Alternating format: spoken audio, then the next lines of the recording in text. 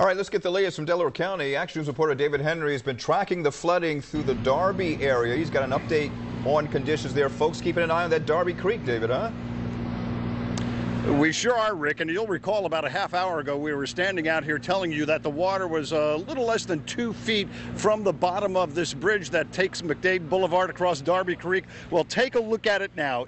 At the far end, it is overrunning the bridge, and right at this end, you've got maybe 2 or 3 inches left. So this water is rising rather quickly, as it does in this area, and that's what the borough is very concerned about.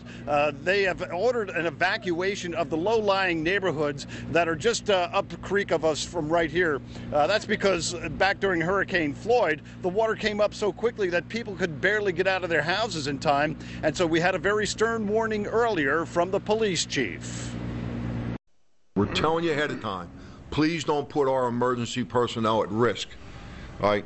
At 1 or 2 o'clock in the morning that we got to come and get you. Most appear to be getting the message, especially those who lived through Hurricane Floyd 13 years ago. We're getting everything together and getting ready to leave. We went through this in the last 10 years, maybe 5, 6, 7 times. It's ridiculous. Anxious to see how, because we flood out easy anyway, and they're just talking about massive flooding, so everybody around here is just kind of holding on tight, hoping for the best. Darby Creek rises quickly without warning. Officials are even more worried now because of this. These trees had been cleared to remove an old dam. Now officials fear floodwaters will pick them up and turn them into battering rams, and they're worried they'll jam up under the McDade Boulevard Bridge.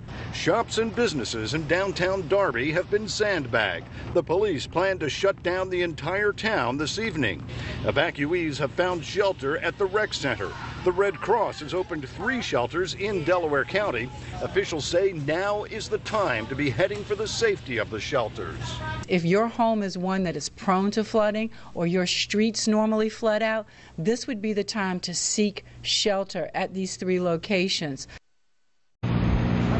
As you can see, the water rising rather rapidly here at the bridge, the McDade Boulevard Bridge that crosses the Darby Creek. The danger is, of course, that it's stopped raining around here, but 26 miles upstream, it is still raining pretty hard, and that water is coming down here rather rapidly right now. What can happen is that a lot of debris ends up on that side of the bridge coming downstream, causes a dam, and once it gets up to the level of the bottom of this bridge, it has nowhere to go, so it starts backing up into those neighborhoods that they've already evacuated. So those folks are safe, but they're going to be keeping a close eye on this all evening long, because really they still remember 13 years ago what happened here, and they do not want to see that again.